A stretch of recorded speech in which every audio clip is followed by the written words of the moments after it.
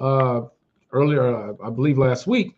But that does not mean that those brothers who are interested in wanting to join AHOS and put your brick in to build this kingdom, you can do so by emailing us, right, at anointedhos@gmail.com with your interest that you would like to partake in the next prospect phase. That's anointedhos@gmail.com. All right. Also, we have some upcoming events, of course.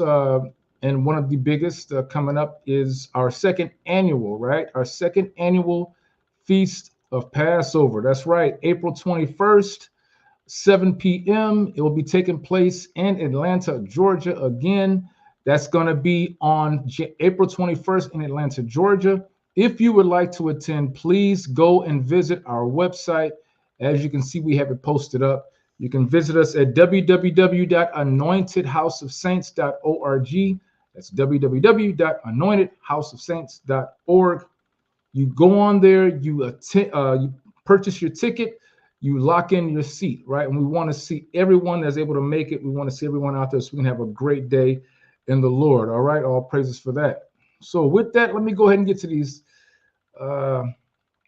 Actually, let me go ahead and put this up so we can look a little better.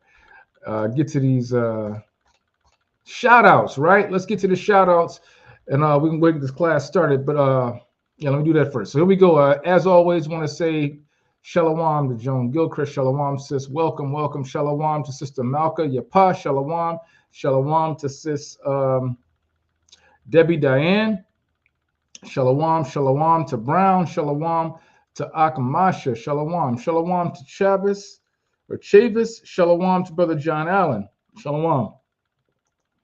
Shalom to AHOS Soldier Nadia, the mighty soldier Nadia. Shalom to the mighty soldier Yaquab. Shalom to the mighty soldier DTA Twan, the soldier Nadab.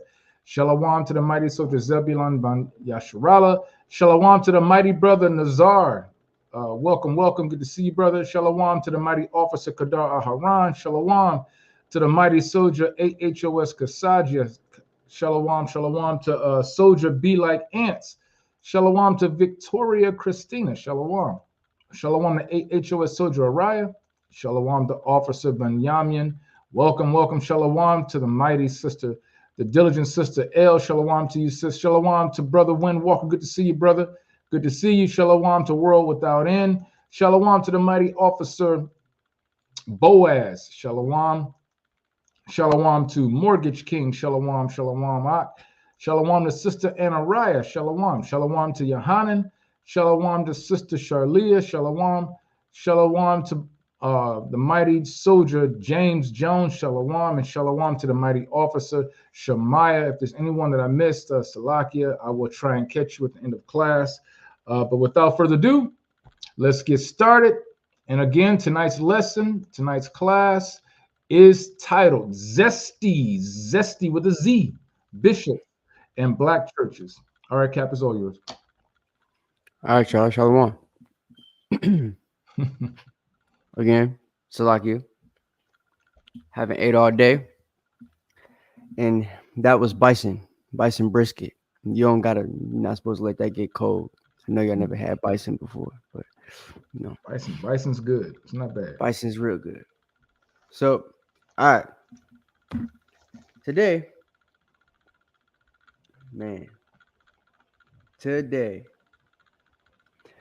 we're going to be talking about Zesty pastors. We touched on this guy a little bit one time, but today was a good day to go into it because I don't know if you guys paid attention to the thing Gino was talking about recently, right?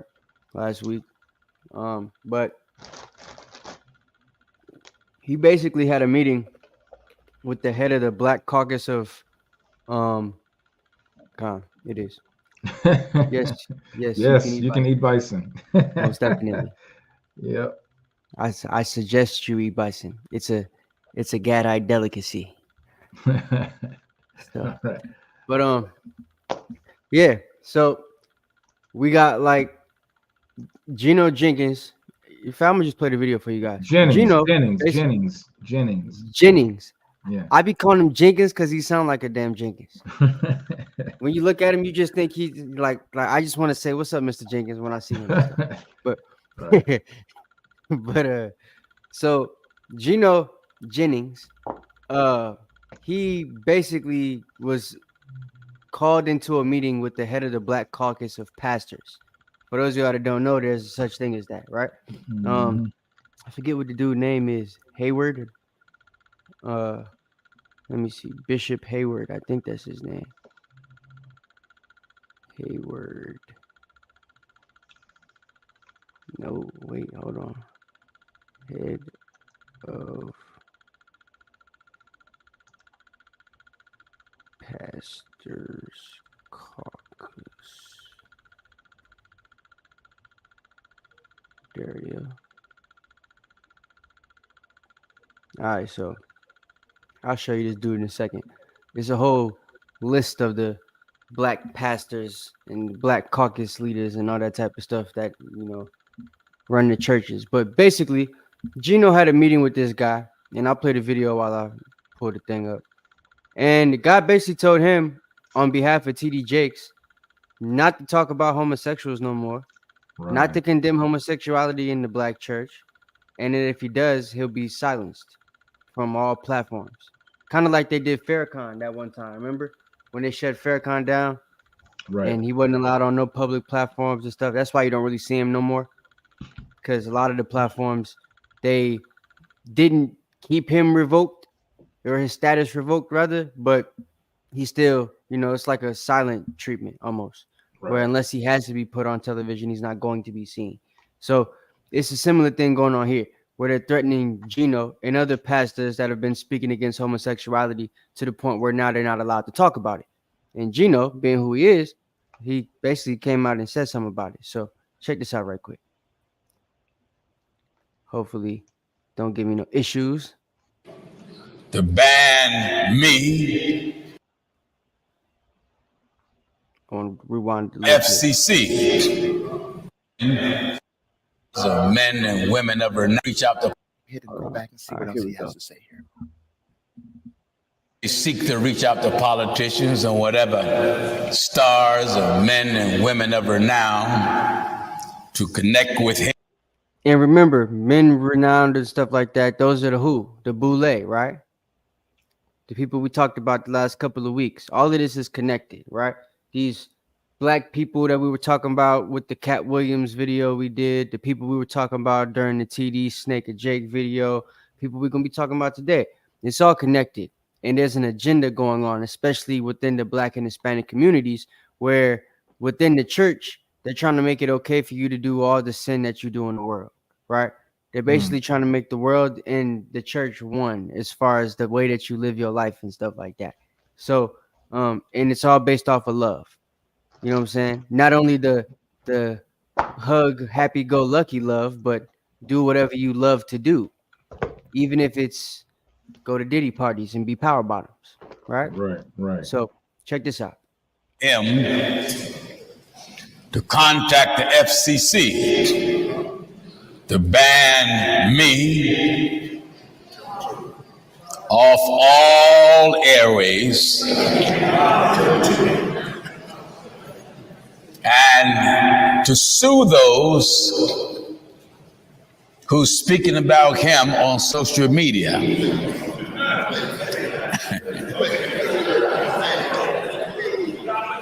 Well, that would include the suit going to some of his followers. Not only that, they want me to stop speaking against homosexuality. Now, you know how YouTube is, guys. All right. So you see, they want him to stop talking about homosexuality, right? And this was a meeting he had with the head of the Black Caucus for Pastors. Still trying to Black Caucus for. Still trying to find this joint. Found it earlier. Don't know why I can't find them. Hopefully by the end of the day, I'll be able to show y'all what they look like. And I can find his name. But we'll talk about it though. But basically, like I said, and like he said, right, they're trying to ban the talking of homosexuality in the church. And main reason why this was important is because there's a guy that died recently in the last couple months who was a famous homosexual black pastor. Y'all have heard of Bishop Carlton Pearson? Oh yeah. I know Knock would know who he is, being former Kojic and stuff. Mm-hmm. So for those of y'all that don't know Bishop Carlton Pearson, pull him up for you. Looks a little zesty, don't he? Yeah. Passed away not too long ago. Can't use the passed other away. words on YouTube. So for tonight, we'll have Zesty. We'll use Zestalites. We'll use, depending on how they come in the video, because there's going to be a gay guy who's a pastor, in case you didn't catch the thumbnail, right? And this bishop is literally, well, he has a church just for gay people. I'm going to just say that, right? And of course, it's where? Where you think it is, Knock? Atlanta. That's hot Atlanta. You didn't even have to guess. So, yeah, Hot Atlanta has the hot church for the flaming Zestalites, the Zestasexuals, and yeah, I like that one, Zestasexuals. So, because I don't know about the algorithm, it might get us if we say the other word. So, the Zestasexuals in Atlanta have their own church. I don't know what the name of it is. I forgot, but we'll hear it in the video. But basically, this guy, by way of the man he trained up in the way he thinks he should go, he created the church, right? Not this dude specifically, but his apprentice, if you will, right? And this guy, this pastor here, was also the apprentice of a pastor, but this pastor was a white guy. And we'll get into that a little bit later. But I wanted to show you where it all starts, because this man here, before he died, when did he die? Let me see. And not too long ago. It was this recent. year. Yeah, I think it was either November. So he died just this November, right? November 19th. Oh wow. So he died November 19th in Tulsa, Oklahoma. And he was a man that was known for being a gay pastor. Like if I type in Bishop Carlton Pearson gay, it says he was gay, right? Before the internet and social media, Carlton Pearson was far more than a preacher, not just because he was gay, but they're talking about because he was an influencer, spokesperson, and a celebrity. So he was a celebrity preacher, pastor, bishop, and a flaming zestasexual while he was living, before and after social media, right? And the guy that he's trained up, who we're going to talk about in this video, has basically taken the social media route and the teachings that he learned from this guy to make himself the man that he is now, and the church that he has now. He's been able to make it grow, predominantly with the lifestyle in Atlanta, right? So it's strategic where you put it, and you'll see that with the Frank Ski interview that we'll play in a little bit. But so to give y'all some background on that, right? The guy's name is Bishop Oliver Clyde Allen, right? And I'm gonna just be real with you. Any brother with the first name Oliver and the middle name Clyde, he's gonna be something you gotta worry about. OC. Look at him, right?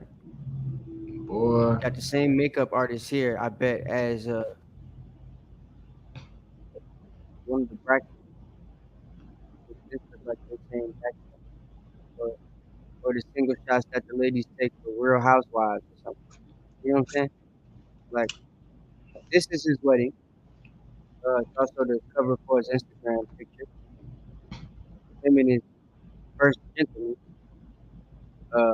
husband. I don't know the husband name, but that's his dude, right? So I got a question for you, Knock. Because I wasn't in the church like that, so I don't know. when you have a pastor that's a female, right, and she's married, what do they call her husband? Is he a first gentleman too?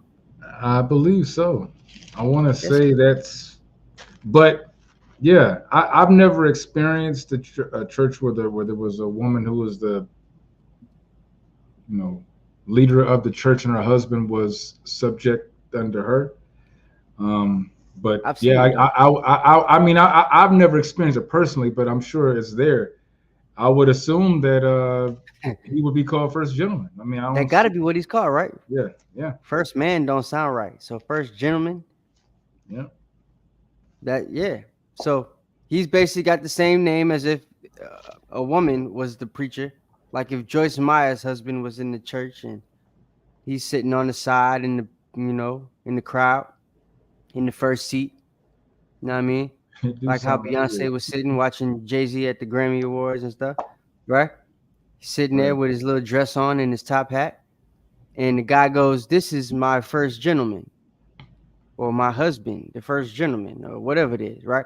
All this gay stuff. So, this actually happened. What I'm talking about at a funeral, mind you. So, watch this. This. My beautiful husband right there.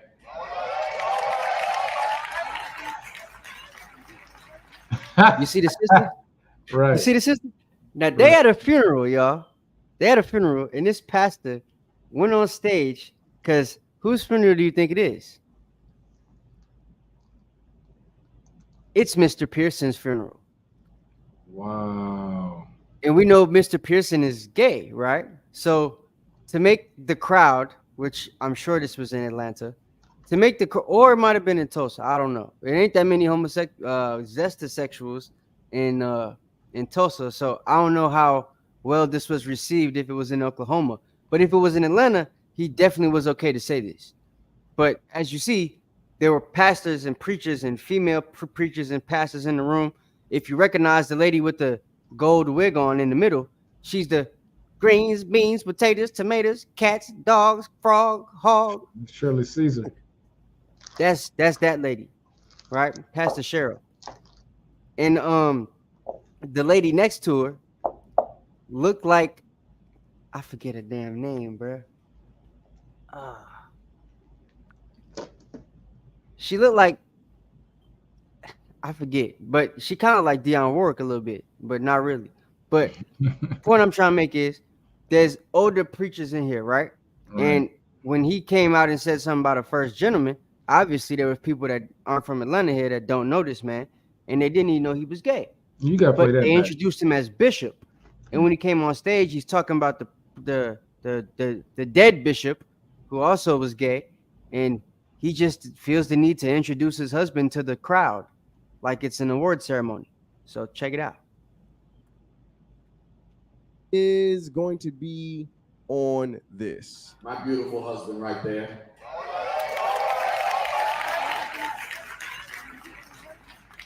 He took us under his proverbial and That's And you see the sister, right? She's like, "Yo, did he just say that? I know he didn't just go up there and introduce his husband at the funeral." And Sister Cheryl says, "Shut up, we're gonna talk about it later." No, that's Shirley Caesar on the right side.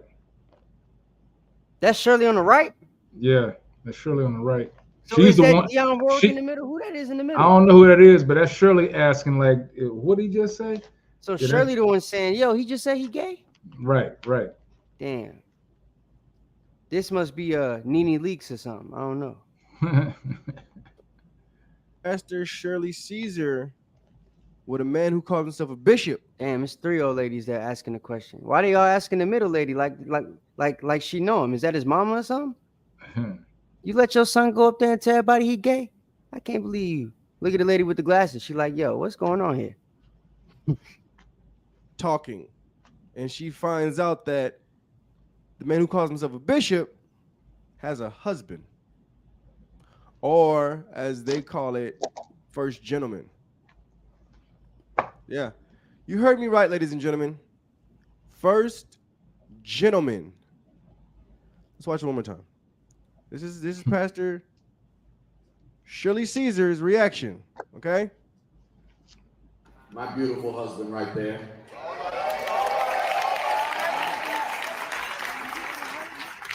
He took us under his proverbial and prophetic wings, accepting us, honoring us, respecting us, embracing. And the prophetic wings that he's talking about, right? Why do you stress the word out like that? Prophetic wings. He's talking about of the dude who caught his wings right at the, the dead dude. So, Pastor Pearson, right? Bishop Pearson. So he's basically explaining how Bishop Pearson accepted him with open arms. And, if you understand who Bishop Pearson is, you understand that he accepted him with open arms because, well, they was probably in each other's arms. But that's a conversation for another time. So, that being the case, the two of them was able to coexist with each other and meet. I don't even want to say it like that. They was able to, match ideas because they was both gay and it was pastors. So they gay in a profession that they're not supposed to be gay in, and they've both been able to make a living, right? And a name for themselves. So, like the only reason Carlton Pearson fell off, right? But he didn't fall off for being gay. The black church accepted him for being gay. He fell off because he said, people don't go to hell no more. They just go through hell. He said that, and then they canceled it because they was like, nah, we can't say that. You could be gay, but nah. Then people going to hell. And that was the thing, right? So they was cool with him being gay, but they wasn't cool with him saying that the gay people not going to hell, they just go through hell. That's what got him canceled. So, Sister Shirley, whatever her name is, she basically is in a situation where she's finding out for the first time that this guy is gay, and it's because he's on stage at the other gay bishop's funeral, explaining to everybody that he has a husband. You see the sister over there? She like, Shirley, come on now. We'll talk about when we get in the car. Shirley was about to go off. So they're at Carlton Pearson's funeral, I believe, right? And then for those who don't know who Shirley Caesar is this sister right here? We'll give you a better idea who she is. You probably definitely know. I got beans, greens, potatoes, tomatoes. Man. Oh, wow. Cat, dog, hog, frog, all that. Yeah. So I'm gonna fast forward a little bit, but I do want to pull something out, not bring something out. Salakia. Talk like that on this guy. Huh? Officer Bunyamin put up a nice little scripture, posted one, 1 Timothy 3:2. This is going into what is a bishop? What's the characteristics of a bishop? See, now, Bunyamin, you would have got kicked out if you brought this out. Right. Because, first of all, Bunyamin, that's what he would say. First of all, Bunyamin, he's a bishop that doesn't have one wife. He has one husband. And he don't give a damn what you think. Second, Bunyamin, he's a bishop that don't give a damn what the Bible says. Bunyamin. And Sister Cheryl don't either. So, Cheryl, I'm gonna call her Cheryl because she looked like a Cheryl. So, Sister Cheryl don't look like she clearly doesn't, believe in it as much either. So, yeah, a bishop must be blameless. But as we see, there's two bishops in this equation here that aren't. Both of them are in the same sin, right? Same sin that allegedly T.D. Jakes is in, right? We'll get to precepts in a little bit. But it says you have to be the husband of one wife. And this isn't a rule strictly down the line for all bishops, guys. That's a simpleton thought, right? This was a letter to a church that Paul wrote to that had an issue with, well, an issue that still goes on today because there's no new thing under the sun. There's churches, black churches today, that have pastors that smash every woman in the church, right? There's infidelity issues amongst the leaders, the deacons, the pastors, the preachers, the bishops, right? Women in the church, their husbands, first ladies, other ladies' husbands, all type of different crap, right? So this being the case, puts you in a situation where the bishop was told by Paul, the deacon was told by Paul, to alleviate these issues in your church, y'all just be takers of one wife, right? So it wasn't a thing that was across the board. This is how it needs to be, but that's how it was for this particular church. Right. I would say that whatever church that this dude teaches at in Atlanta needs the same type of rules, right? So just to read on what it says a bishop must be blameless, husband of one wife, vigilant, sober, of good behavior, right? Which good behavior constitutes to the things in the law, right? That's what's good. Yeah. So your behavior has to be found within the things that are legal in the law, things that are permitted in the law, which zesta sexuality is not, right? Effeminate men aren't even allowed to stand before the Most High. So even if you're not a zesta sexual, but you a little softy, Most High not dealing with that. If you got feminine tendencies, but you claim to be straight, the Most High is not dealing with that. So that's the definition of an effeminate man. And it tells you clearly, no effeminate shall stand before the Lord. Right? So you got to be a certain way as a man, especially one that's in front of the congregation teaching people how they're supposed to be, right?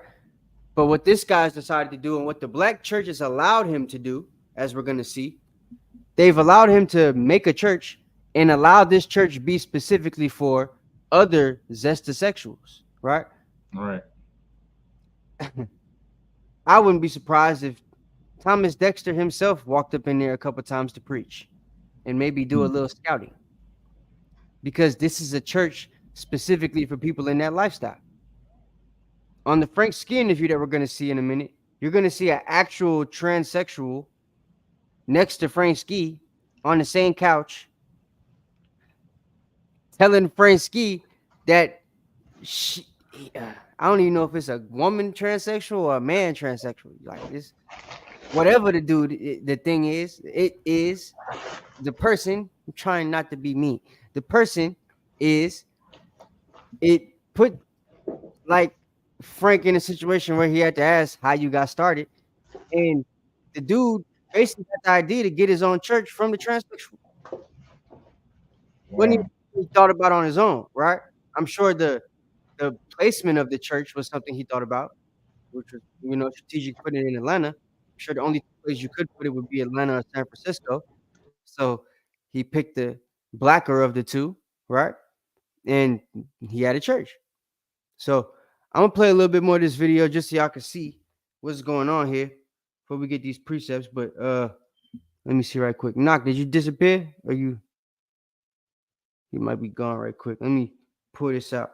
1 Corinthians chapter 14. Well, you know what? I'm gonna wait because I want y'all to see something right quick. Oh, you name it. That's Pastor Shirley Caesar, ladies and gentlemen, for those who didn't know. So she was at, I believe, Carlton Pearson's funeral once again, and this man went on stage. Now we're gonna get down to, it's a lot. It's a lot. We're gonna get down to why he was even at the funeral, even talking in a minute. But it was this man right here. We're not going to get through all that in his video, but the reason he was at the funeral talking is because, like I said, his mentor is the one that passed away, right? And it just so happened his mentor was Flaming Hot Cheeto himself. So this being the case, he felt like he could go up there and say some kind words. And then being in a community of pride, he had to show his pride on stage, even at the dead man's funeral, in front of a bunch of Christian folk, because the dead man happened to be a bishop. Which is why I was outraged when he went on stage talking about, hi, this is my first husband, my beautiful first husband, right? He wasn't even man enough to call the nigga handsome. he had to be beautiful, right? So it's like, yeah, I'm just letting it keep going. Hold on. Here, ladies and gentlemen, who called himself Bishop Oliver Clyde Allen. Bishop King. Hallelujah. Let's see what he has to say for himself. For those who want to know. It's the People Station V103, the ATL's #1 for hip hop and R&B. Frank and Juan. Before we start, can somebody help me with this? What the hell is that? That's a dude, right? Wait. I'm just trying to make sure. Wait a minute. Hold up. What the hell? And Frank Ski is sharing a couch with it. Is man? Yeah. That not said, yo, I don't know. I need help because I was trying to. This what I was asking earlier. Boy, you know, I tell you, man, that's a damn linebacker.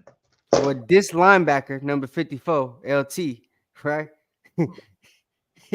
Man, what in the world, man? Lasciviousness Tomlinson. Wicked, man. This person right here is actually the one who gave, you know, Pastor Zesty the idea to start the church. So listen to what they have to say about why they started it and what they feel the purpose of the Church of the Zestalonians is all about and why it even exists. In the morning, Sophia's in the studio with us today. For those of y'all that don't know this guy, he's not gay as far as I know. I'm questioning it after this interview, but as far as we know, he's straight. This is Frank Ski, the famous voice of the South, Atlanta specifically, and he's supposed to be a big-time Christian guy. So I was kind of confused when I thought the interview when I heard it was on the radio, but he's actually on the couch in the sit down with microphones around two gay people. Wow. Would not be holding no microphones around. I'm just saying. Anyway, go ahead. Because we have a very important interview, and coming up a little bit later on in the interview, we're going to tell you the special honor that Miss Sophia about to get. You excited about this? Oh, very excited. Oh my God. He said Miss Sophia. Man, this big ass nigga got the name Sophia? Bruh. Sophia supposed to be a name you give to some soft little pretty girl. What the hell is this? Sorry. Wow. Nigga, you a Samson. You ain't no Sophia. He said Samson. Man, you can't make yourself up, man. This is wild. Hey, this is Atlanta, folks. This is what we see every day. This is incredible. All right. Incredible Hulk. I'm sorry, man. Sophia. All right, I'm sorry. I didn't catch the name when we was watching this the first time. So that just caught me off guard. That was wild. Damn. This is the first time? All right, well, it won't be the last time, because from the Vision Church, he is here, ladies and gentlemen. Bishop Allen is here with us. How are you, sir? I'm excellent. Thank you for having me. Tell everybody about the Vision Church. Sophia was telling me, I didn't know 100%. And Sophia was telling me, you tell our listeners about the Vision Church. Well, it's a church, a community of faith. God has blessed us to have just an enormous amount of just. Why is he thinking so hard?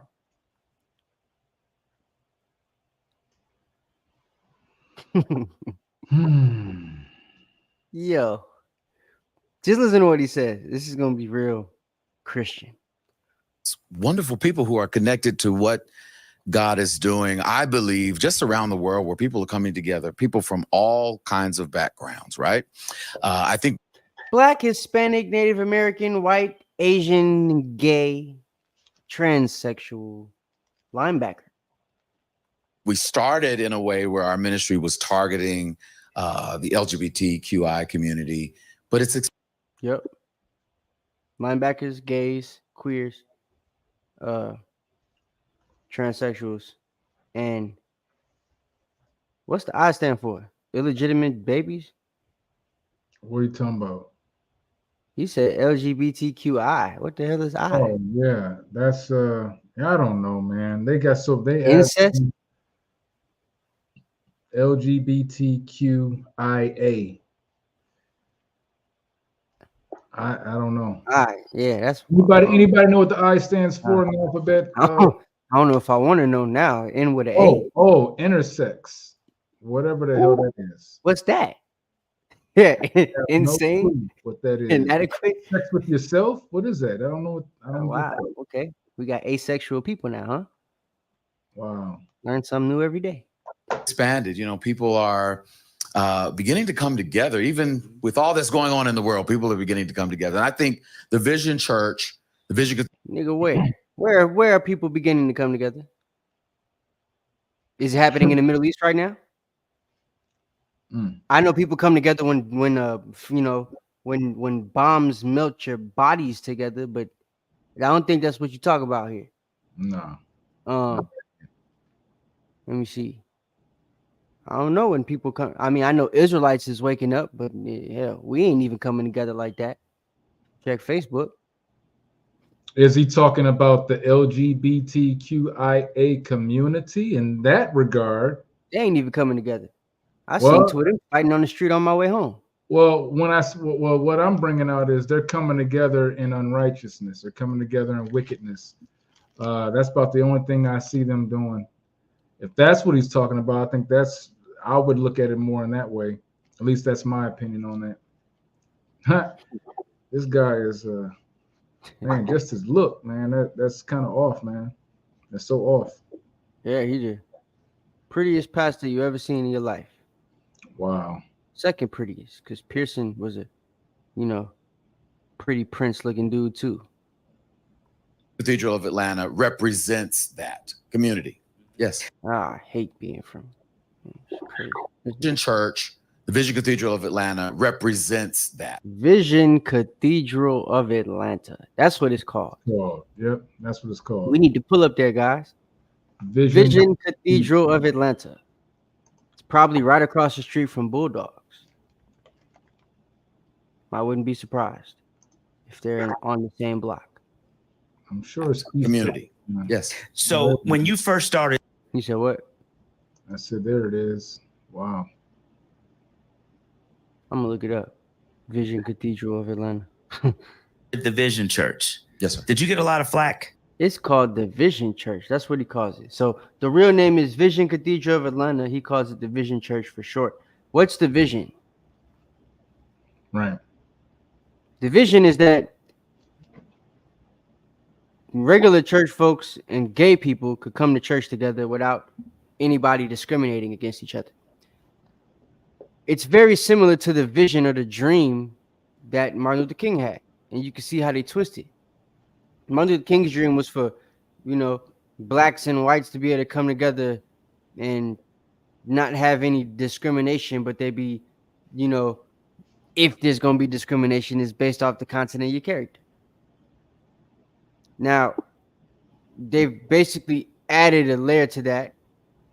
We'll base it off the content of your character and disregard, whatever your sexual preference is. We'll exclude that from your character. So now you can be whatever you want. And your character is still something separate from that. As opposed to in the past, part of your character was how you handled yourself, in that realm of your life. Because it would determine how you act, right? A straight man isn't going to have the same characteristics as a gay man. So by default, your character will be different based on your sexual lifestyle. Same way with women. So what they're basically saying, right, is like Yakumi just said, anything goes now. That's the rules. There is no rules. Right? It's crazy.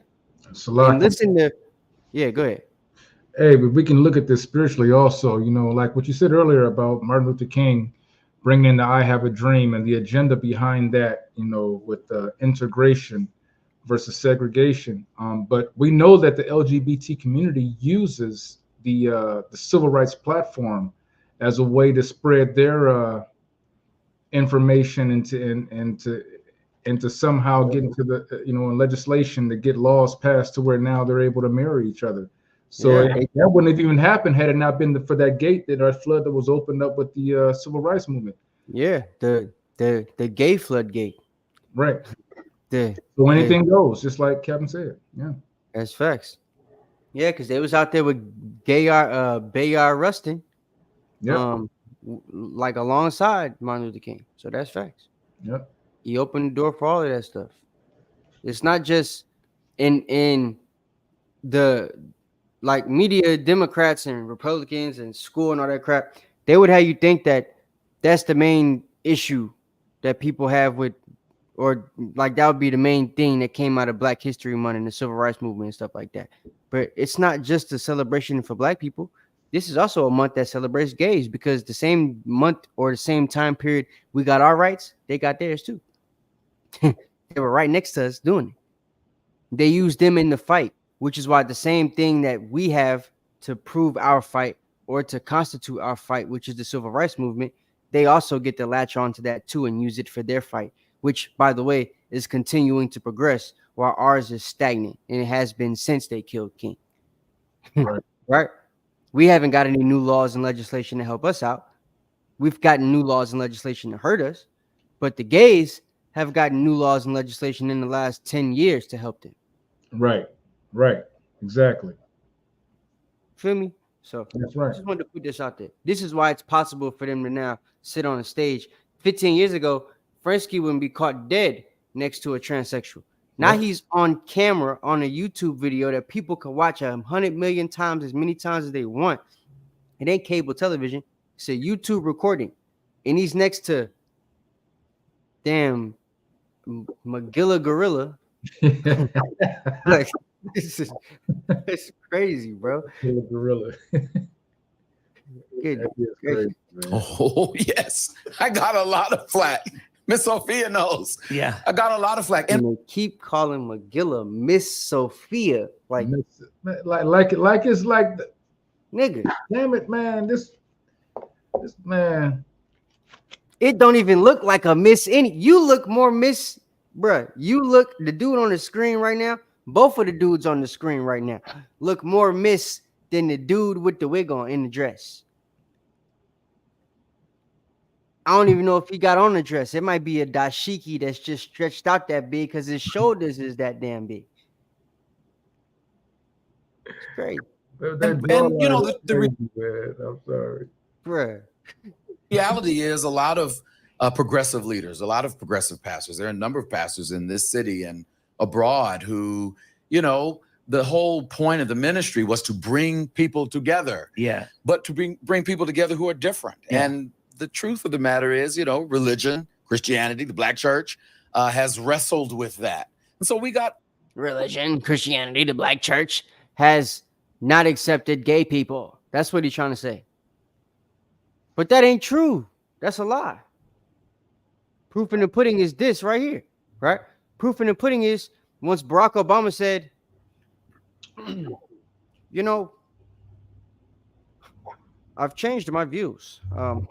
I used to think that it was bad for, you know, people to live a lifestyle that was contrary to mine, but now I think it doesn't matter. If they want to live their life, let them live their life. I'm going to grant gay rights. They deserve the right to get married too, right? Ever since he said that crap, Black people changed their views, and they was like, yeah, I don't care if people gay. It ain't me. They ain't got nothing to do with my life, so let them do what they do. Whereas before, them same people that are saying that now would have been like, yeah, nah, I ain't mess with no gay people. Forget that. Blah, blah, blah, blah, blah, blah. Right? So society, by opening certain social norms and doors to them social norms, they've allowed, you know, people like him to make the stance that they have right now, to allow people to come into the church and stay within the church that live this lifestyle, right? And it's gotten to the point where they've been fighting for it so much that now they're able to have a church. He get a little bit of flack from it at the beginning and then blow the heck up after that, right? Withstand a little bit of the flack. And now, let me see. I just want to check something right quick. How many Instagram followers does this duck monkey have? He got 15,200 followers. And he's a pastor just in Atlanta. Has no other churches, nowhere else. Hasn't been on the scene that long. He's already written a book, from what I see. So, and oh damn, the first lady, first gentleman, whatever the dude name is, look like he teach too, preach, whatever you want to call it. So, yeah, that's wild. But moving on. Our share of flack, but you know, that comes with the territory, right? When you're doing something fresh and when you're doing something new and different. So now to our list. So look, 1 Corinthians chapter 3 and 19. Give me that right quick. Because You call it out again, Captain. 1 Corinthians 3 and 19. It's not wise, right, for people that are in the church to be okay with this type of stuff. And what Frank Ski is about to do as the church going guy, he's basically going to try to psychologically make his listeners that might have a problem with this as they're driving down the street, almost crashing their cars because this pastor in Atlanta is talking about he got a gay church. Frank Ski gonna ask them, yo, so what's something that's gonna basically put these good church folks' minds at ease about you and the stuff that your church does and what y'all represent? And he gonna give the most Christian answer ever about love. And you know, once a Christian say love, whether you gay or not, they gotta love you back because that's what they made their whole religion about. Yep. If you claim to be Christian, if you claim to be somebody that accepted Jesus Christ into your heart, and another one that says, I accepted Jesus Christ into my heart, I love you, brother. And he gay as hell. And it's Magilla Gorilla right there, right? Magilla been looking at Frank Ski like he loved him some Frank Ski the whole time. If you catch the interview, if you've been looking, his eyes keep looking down at Frank he's looking at him right now. Yep. Look how he's looking at him. Just thinking, setting Like, it up in his mind. He's looking at him like he is a banana.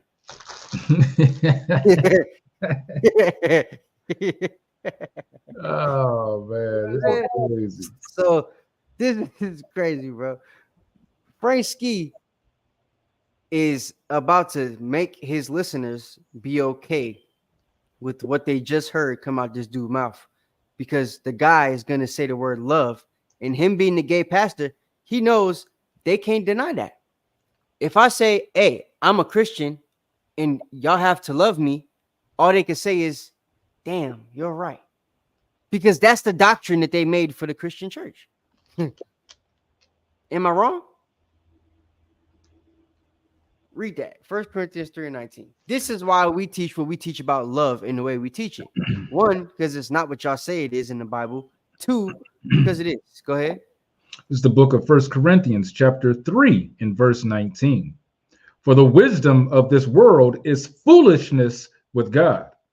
Wisdom from the Christian church would have you think, well, yeah, Jesus said to love your neighbor. So I gotta love the gay guy that's condemned in the Bible too, huh? What? No, that ain't what. Nah, But it says you gotta love your enemies, and then that's when we have to break it down. It's the enemies of your own people. The neighbor is your own people. How Jesus gonna come back with a sword if he love everybody? Right. Would you shoot somebody you love, knock? Right. Would you stab somebody you love? Unless it's like somebody Magilla size that's trying to come at you when they drunk or something. I'm small, so yeah. If you look like that and you come at me, you getting shot. I'm just telling you. But contrary to that, though, other than that situation, I ain't shooting nobody I love that I care about. So why would good old sweet Jesus have a sword that he comes back with if everything he taught is just sanctified around love? And no matter what the Bible says is wrong, if a person doing wrong says that they love you, according to Christianity, you're supposed to love them back. If they say they love Jesus, according to Christianity, you're supposed to love them back. And that isn't wise, and it makes absolutely no sense. And it's a contradiction according to the actual laws of the Bible, right? Good. You can get the rest of that if you want. If not, just go to 1 Corinthians 14:33.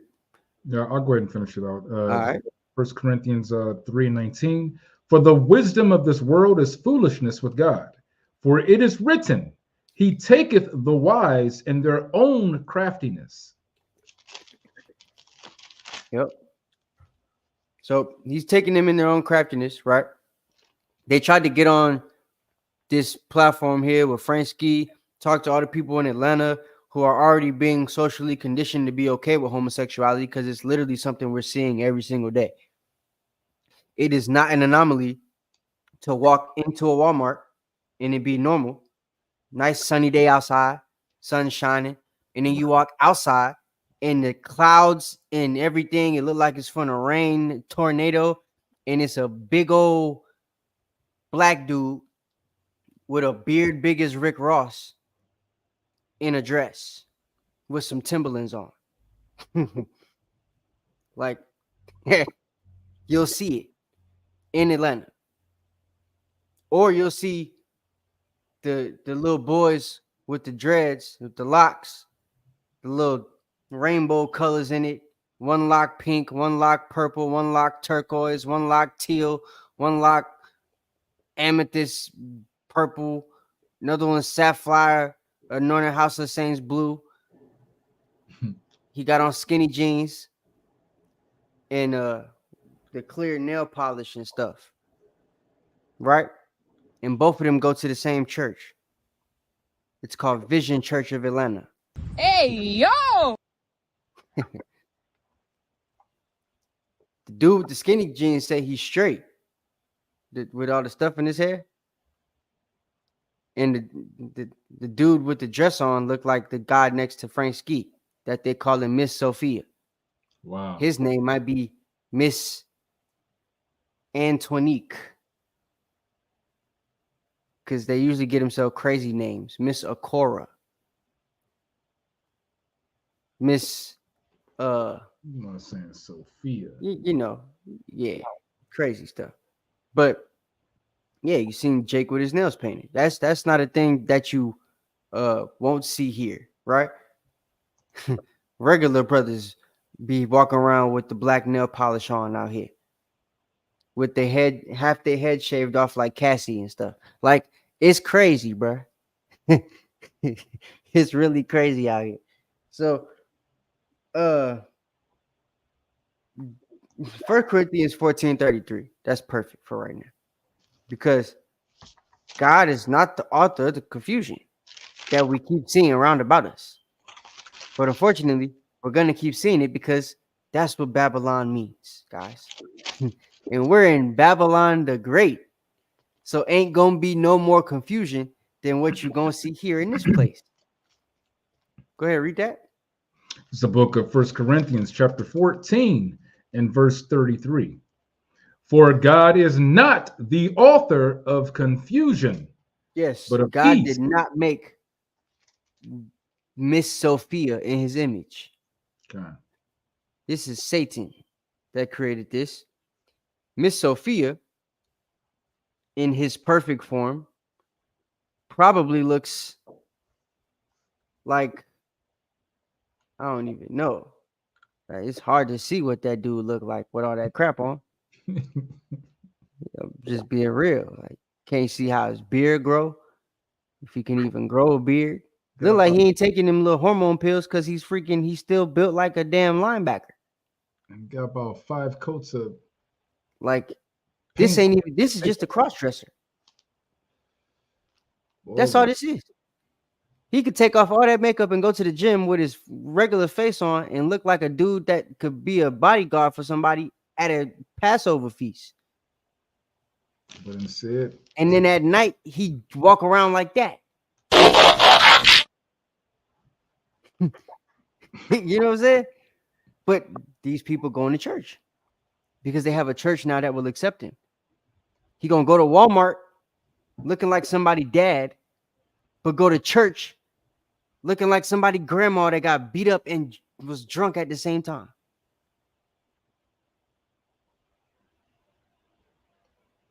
It's crazy. He got them eyelashes on and stuff. How you even do it and even know how to put them things on? Listeners who are saying, wait a minute, Frank Ski, LGBT. Man, hold on. Read that. Con, this book of 1 Corinthians chapter 14 and verse 33. For God is not the author of confusion, but of peace, as in all churches of the saints. There should be peace in all churches of the saints. There's no peace in the frame of the camera right now. Frank Ski got on a multicolored lumberjack button-up shirt, and the thing next to him is dressed like a Chinese warrior slash whatever them ladies be in the kimonos put together in one body. It looked like the black samurai and the woman he was dealing with at the same time. Yeah, Slaka. And you know what this is doing also? This is not, like we said, this is normalizing this act and this behavior, right? Because children are going to tell you the truth, right? Children are going to be straight up honest. Any child, if they seen this damn thing, look, they would look and be like, what the hell is this? They would literally look at their mom and be like, do you see what this is? But now when you put it on TV and you make it, now it's available in the church, it becomes a normal thing. Now our children aren't asking these questions anymore. They're not being surprised or marveled at the strangest. Yeah, that's crazy, ain't it? They just see one of these things walking down the street and they're like, hey, yeah, you just what? Totally desensitizing, our people. Oh, that's just Miss Marcus. Miss Marcus, nigga, you heard what you just said? Right. That didn't sound weird to you? No. What is that? Psalms. Let me find that. Miss Marcus is my substitute teacher. What? Can you picture this dude right here, drag reading time? What? All right, kids, this the gay. All right, kids, this the gay BCs. Because I know he don't use that voice all the time. It's crazy. He can't use that voice all the time. No. Church and God, it doesn't go together. Hey, give me, before we let Frank Ski continue, because he's about to say some stuff that makes sense, and the guy gonna give an answer that just, well, would have made all Christians happy. So, there's actually a couple things I want you to get. Can you get Leviticus chapter 18, verse 22? Because there's something that needs to be understood as far as the law, right? Homosexuality is against the law in the Bible. It used to be against the law in America when they actually put, the laws of God first. But now that they don't, well, they really didn't ever. But they was faking the funk before. Now that we know they're not faking no more, they literally don't give a damn. So there's things happening, even though they claim to be this Christian society, that real Christians wouldn't even dare partake in, right? Real Christian wouldn't be in the chair sitting next to a, Miss Sophia, having a conversation about allowing them into a church and trying to bring exposure to the congregation that they're a part of. Real Christian wouldn't be doing that. Real Christian would be rebuking him, trying to get him to take that blonde burgundy, bronze wig off his head. That's take off the dress and put on a man's shirt. And give your grandma back her necklaces, nigga. Like, and her eyelashes and her brooch earrings, everything. He wear old lady jewelry. It's crazy. So Leviticus 18:22. Read the verse 26. God, this is the book of Leviticus, chapter 18, and verse 22. Thou shalt not lie with mankind as with womankind. It is abomination. So we know that it's an abomination to lie with mankind as you do with womankind. Go ahead. And these are all men that we have involved in a situation, whether it's Magilla Gorilla Sophia or it's, Pastor Zesty and his first gentleman. or the now past Carlton Pearson, Bishop Carlton Pearson, right? These guys was all Zestalonians, right? They were all Zestalites. Right. These are people that instead of allowing the word that they taught people to actually infiltrate their souls, they was letting TD Jakes and Diddy do it. So these are the things that we have to basically correct now. Because like Knox said, they're making this thing a thing in the church. So not only are your kids going to be seeing it in school, they're going to be desensitized to it. The one place where they should be getting taught away from everything that is wrong, they're not going to be accepting it there too. Yep. And as if you were watching earlier, Gino told you that they're even making pastors, prominent pastors, that would speak against homosexuality, not speak against it, or they're not going to be able to perform on their platforms anymore. And you know, the platform is the most important thing in these pastors because what? It's about their money. The bread is all they care about. Right? Yeah. Hey, I don't know about no zeal, but you know what I mean? But yeah. Saying, wait a minute, Frank. Yeah, that's cool. Keep going. Oh, God. Verse 23. Neither shalt thou lie with any beast to defile thyself therewith. Wow. Neither shall any woman stand before a beast to lie down thereto. It is confusion. So all these things, these different lifestyles that people are trying to live now, it's all confusion. That thing next to Fransky, it's confusion. In the thought process that Fransky is having to come up with in order to make these people feel comfortable and to make the people that will go to their church feel comfortable is confusion. Because none of that's supposed to be happening. You're not supposed to accommodate people to teach them the Bible. You're supposed to just teach them the Bible. That's why Israelites have been effective, right? Yeah, there's a string of Israelites that think Israelites haven't been effective that have just now recently come up. But most of those guys wasn't even around to do anything, haven't done much, haven't woke anybody up. You can see that the things we do are effective simply just by us teaching the Bible based off what it says and how it says it. Whereas, just like the Zesty pastor was trying to find ways to, come up with some type of speech in his head to make everything he says sound appropriate and sound good. And basically, Fransky's about to do the same thing in a second, right? With the question he's about to ask.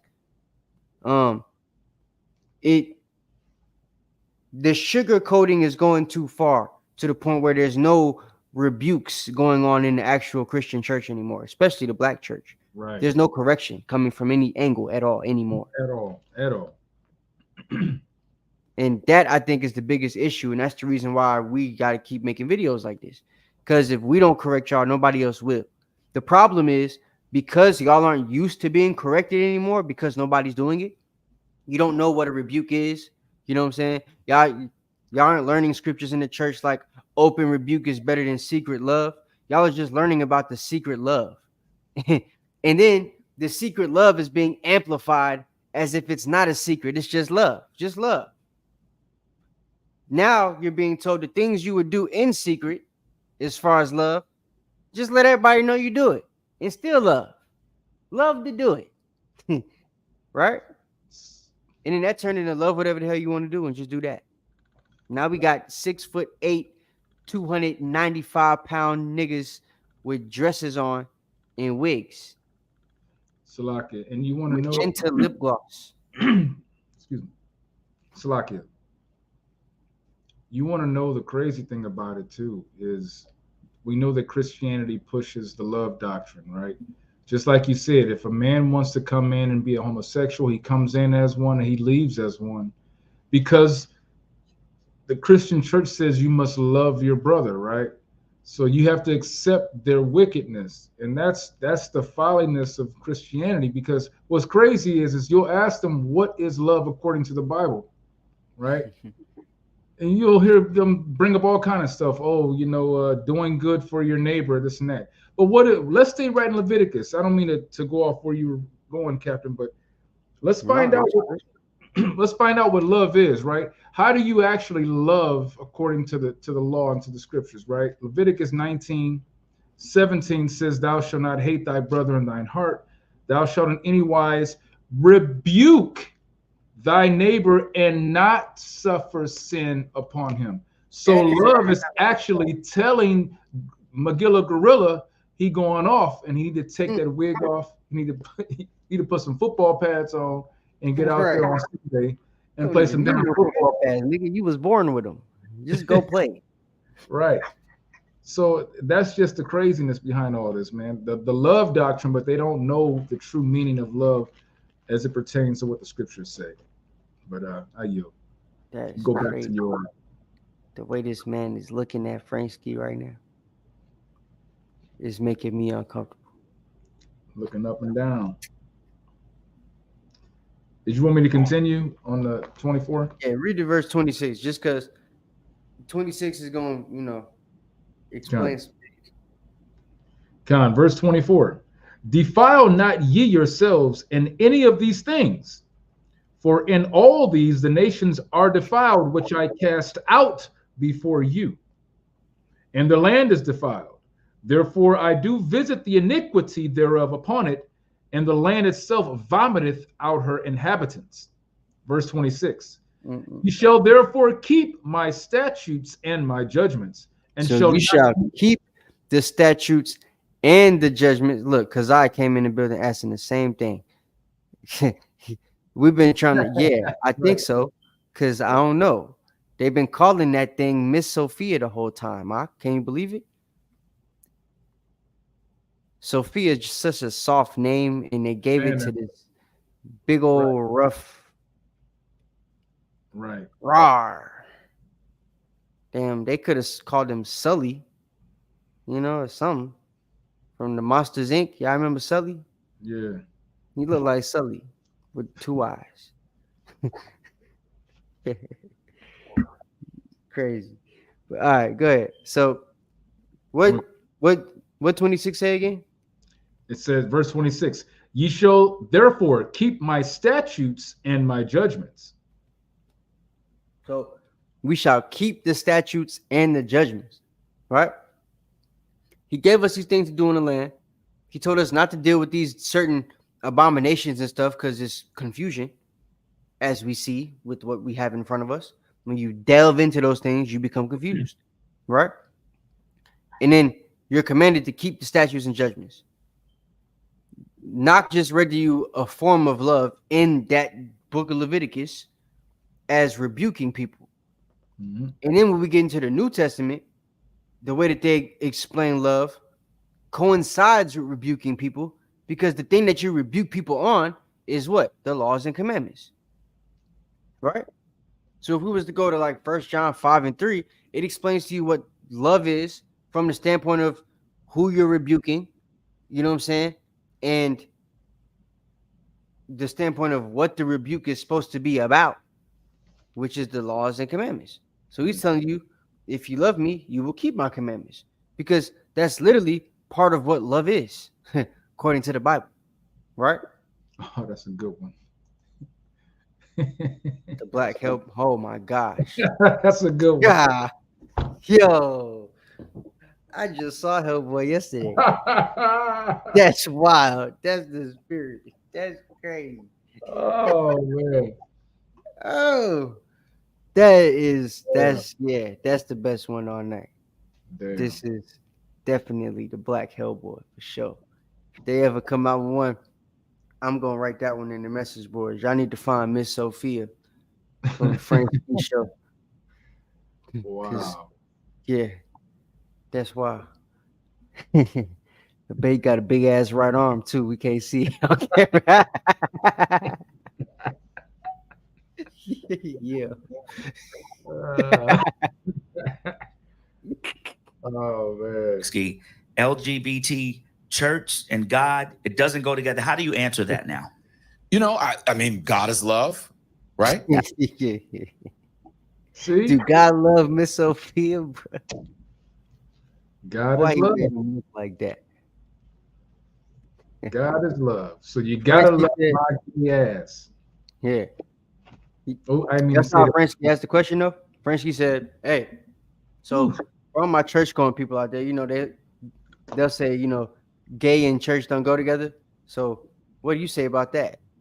And the guy said, duh, God is love."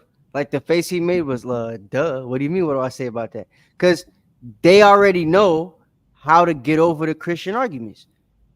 If we was the lovely love brothers, Israelites could do that, right? We just don't, because we know what love is according to the Bible, which we just went over. But if we was brothers that actually wanted to teach love is like affection, right? Affinity for people and stuff, then we could actually go out there and teach like that. And I mean, there'd never be an argument with any Christians, because all we'd have to do is say, well, you believe in the love of Christ? They go, of course. We go, well, so do we. That's the end of the argument. Because now they can't hate us. It's all love. Right? Y'all heard that saying before? In the Christian church, it really matters. When it's all love, you can't speak against it. So the way this dude is about to answer this question is with basically, it's all love. Duh. Doesn't go together. How do you answer that now? I mean, God is love. Duh. Love, right? Absolutely. God is love. 100%. So, right. We always say that. Right. Oh, See, right. always. So, right. Wow. Yeah. They always say that. Yeah, they do. Yeah, we always say that, right? Yeah. It's like it's you know what? It's their agenda. They're using it as an agenda. You know what I'm saying? Yeah.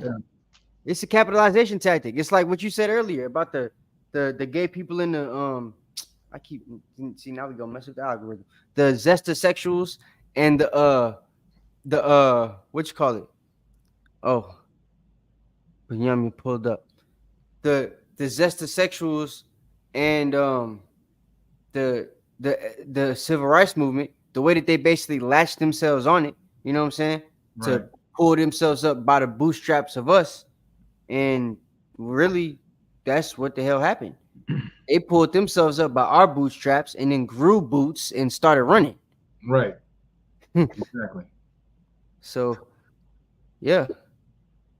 Okay, I guess he wasn't trying to say that. I thought he was trying to say something. LGBT church and God, it doesn't go together. How do you answer that now? I mean, God is love, right? Absolutely. God is love. 100%. So, right. We always say that, but we're also created in the image of love. Okay. In the image of God, which should suggest. You see that? You see how they twist that? And try to make it sound really good too. Like it's about to sound great. If I didn't know nothing about the Bible, I would have believed him not. Right. If I was good old Democrat Elliot, I'd be like, damn, he right. Shoot. As long as they ain't mess with me, it is what it is. Master say it's okay. It's okay. Yes, that if all of us are created in the image of God, that we are actually more alike than we are different. Okay. I ain't got nothing alike with you. I ain't never put on makeup. I ain't never put on another dude. I ain't never wore that suit. Fransky man, he's crazy. I think the difference in affirming or I need one of the females to tell me, is Sophia's eyes looking at the bishop or are they looking at Fransky? Well, with them,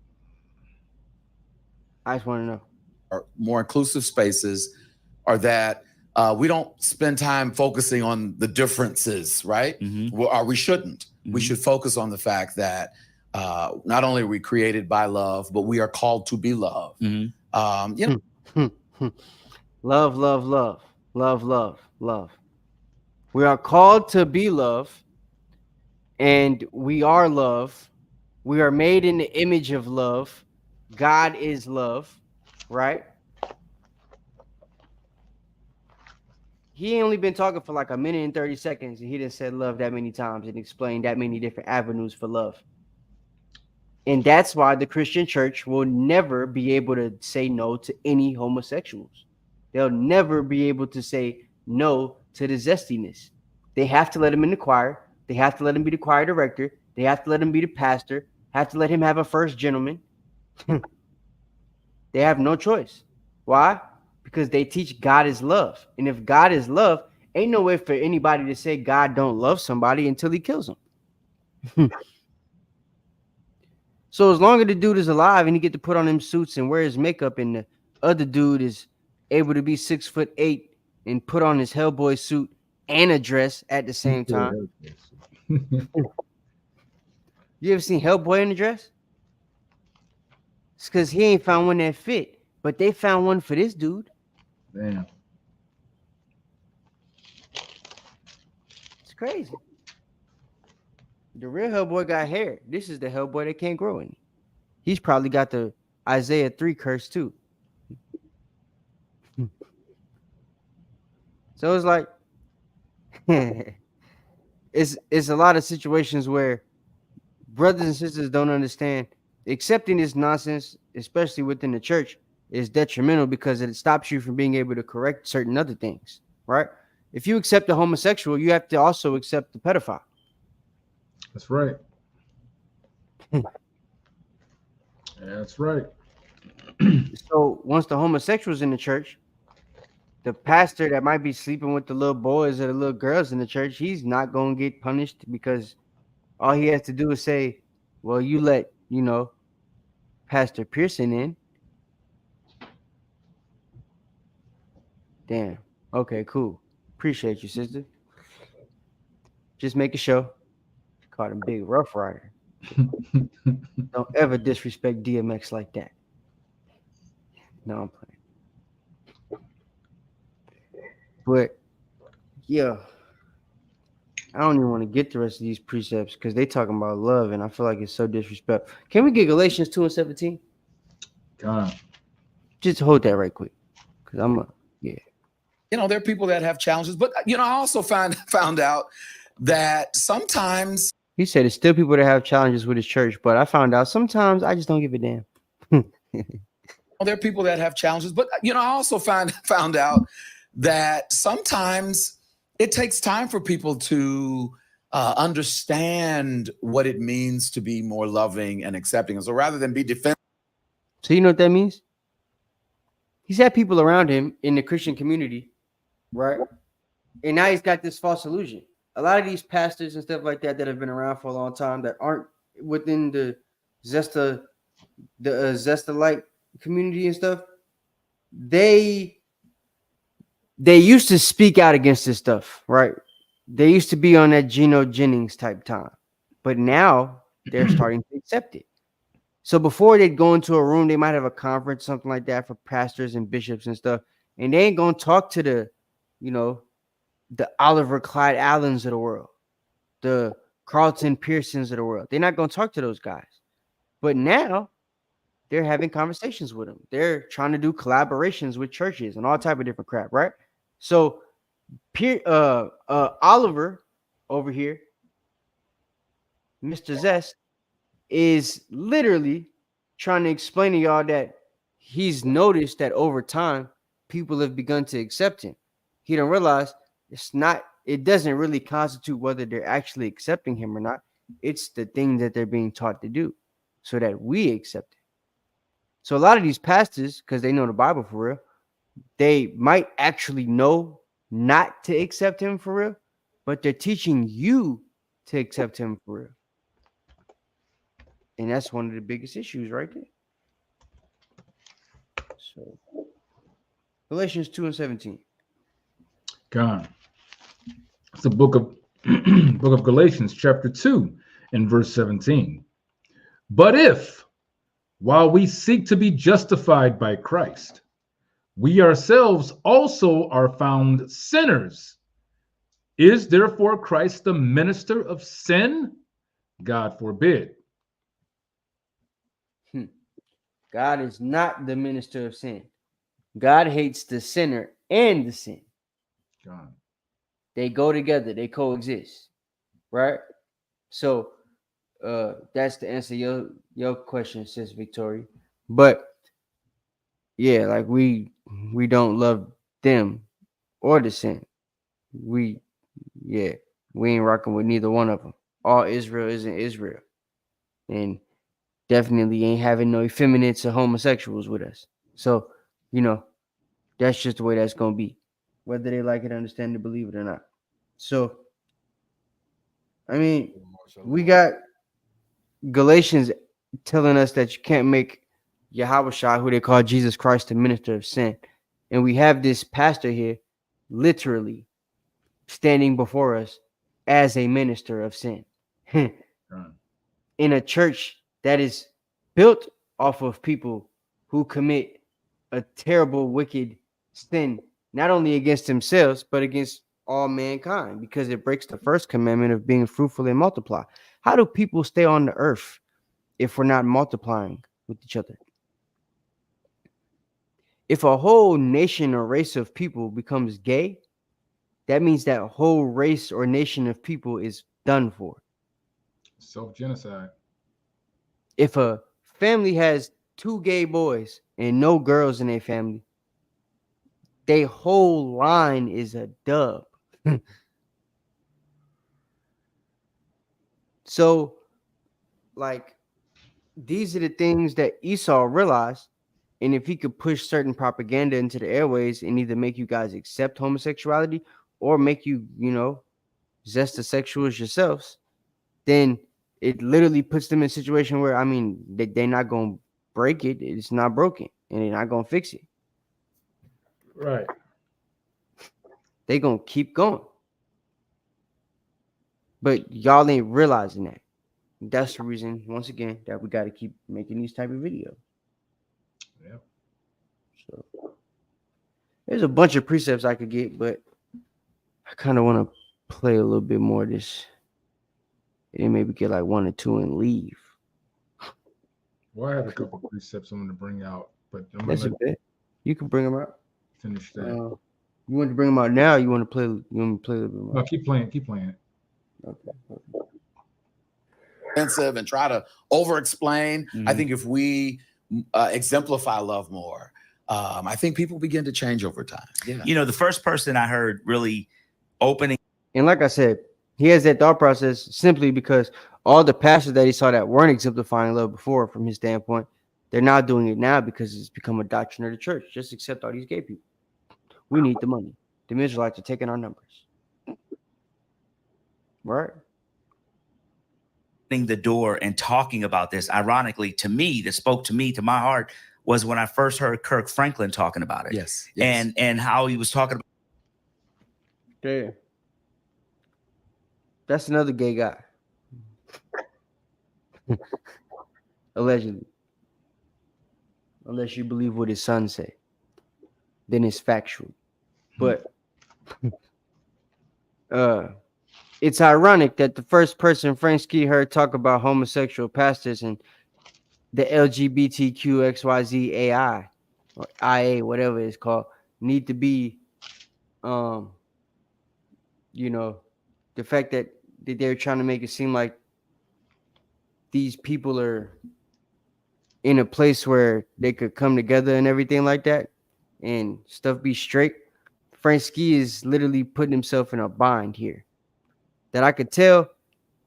I don't know how old this interview is, but if folks really find out about what he did here as far as making this church big like it is now in Atlanta, he's probably going to lose a lot of his following, like on some Wanda Smith stuff. About the churches. They also used to work together, by the way. Become two. With the Frank and Wanda show. Wanda Smith is the lady that we showed y'all with the Cat Williams thing. This is the guy, isn't it? Yeah, this is the guy that used to work with her. Right. Yeah. Now I thought he looked familiar. Okay. Got it. Now I got it. Okay. Churchy. You know what I mean? Yes. And now I'm starting to see a lot of pastors across the country, unbuttoning their shirt. Like, you see that? And it's crazy that he used that analogy, but He's seeing the pastors get loose, Right. probably in both senses of the word. So, like, and it's simply because they're being told to teach that it's okay to do this now. Teach it's cool to be, McGilly Gorilla, Rough Rider, or teach it's cool to dress like the Zesty Messy. Like relaxing a little bit more and really showing that it really is truly all about love. It is all about, and particularly Christianity. Yes. I'm always fascinated that a The religion. greatest of You see that? He knows his religion. Right. He's a homosexual that became a Christian and stayed a Christian because he heard Christianity was about love. And love, according to the definition of people today, is just love. How often do you define a word with the word? But that is the way that they define it. That's how they do it too. They define it with what's love? Love. What's love? Love is it's love. Right. Right. They got to think instead of for a second. It's love. Love is love. Yeah. So it just becomes an emotion now. It's just an emotion. Yeah. You Forget that it's a word that's in the dictionary and has a definition. Right. Love is love. Yeah. Mm-hmm. So love with that definition, yeah, go ahead. No, I just wanted to bring out a precept that I had thought of it earlier, but I saw one of the brothers drop it in the chat. Bring it out. This is a classic that we know this one. This is in Romans. I don't know. I'm pretty sure. Is it chapter 1? Yeah, you had it right. Yeah, hold that because that's one of the last things we're gonna bring. Okay, come on. I'll hold it. I got another one too, but I'll hold that. You could pull that if you want, or it's gonna go with this, but I'll okay, bet. Yeah, hold it real quick because we almost done. We're gonna end with that in a second.